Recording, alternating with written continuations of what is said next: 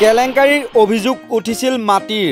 ইডিয়ে প্ৰমাণ দিলে ফ্ৰিজ টিভিৰ ৰচিদ হাইৰে হাই সঁচাকৈ হ'বনে 400 পাৰ ইডিক হাতিয়াৰ হিচাপে লৈ এফালৰ পৰা নিৰ্বাচনৰ পূৰ্বে কাৰাগাৰলৈ ঠেলি আছে বিৰোধীৰ প্ৰায় সংখ্যক নেতাক কিন্তু প্ৰমাণ যোগান ধৰাত 12 বাজি গৈছে ইডিৰ কাৰোবাৰ সাক্ষীৰ ভিত্তিত কাৰোবাক গ্ৰেপ্তাৰ কৰিলেও উপযুক্ত তথ্য প্ৰমাণ উদ্ধাৰ কৰিব নোৱাৰি এফালৰ পৰা জামিন লাভ কৰিছে বিৰোধী নেতাই হয় এইবাৰ তেনে কাণ্ডই কৰিছে ইডিয়ে ভূমি কেলেংকাৰীৰ গোচৰত গ্ৰেপ্তাৰ কৰা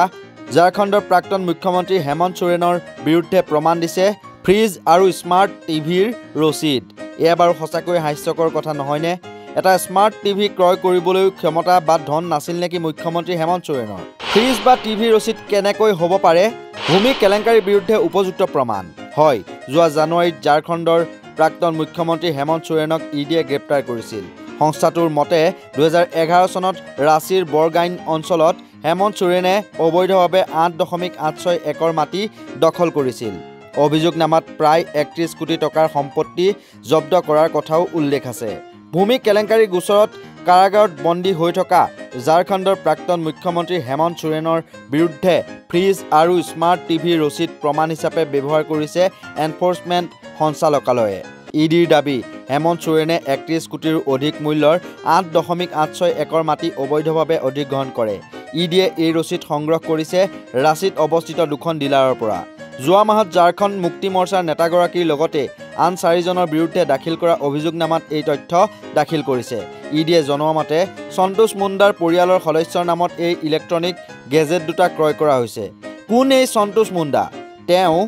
14 বছৰ ধৰি হেমন্ত সোৰেনৰ সম্পত্তিৰ কেয়াৰটেকাৰ হিচাপে মাটিৰ চোৱাচিতা কৰি আহিছে সন্তোষ মুণ্ডাই ইডিক এই কথাও জনাইছে যে হেমন্ত সোৰেন আৰু তেওঁৰ পত্নী কল্পনাই 2 পৰা 3 বাৰ মাটিখিনি পৰিদৰ্শন কৰিছিল আৰু তেওঁৰ প্লটটোত সীমাৰ দেৱাল নিৰ্মাণ কৰাৰ সময়ত শ্ৰমিক হিচাপে কাম কৰিছিল সংস্থাটোৱে জনোৱা মতে 2017 চনৰ ফেব্ৰুৱাৰী মাহত মুণ্ডাৰ পুত্ৰৰ নামত এটা ফ্ৰিজ ক্ৰয় কৰাৰ লগতে 2022 চনৰ নৱেম্বৰ মাহত ৰাঁচীৰ মাটিৰ ঠিকনাত কন্যাৰ নামত এটা স্মাৰ্ট টিভি ক্ৰয় কৰা হৈছিল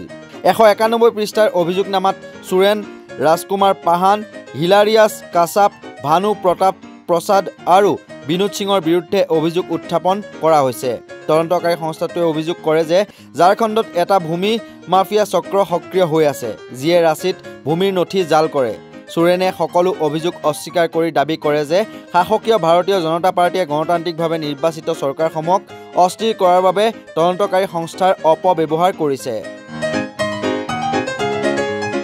ভিডিঅ' এডিটৰ ৱাৰীৰ সহযোগত নেশ্যনেল ডেস্ক নৰ্থ ইষ্ট নাও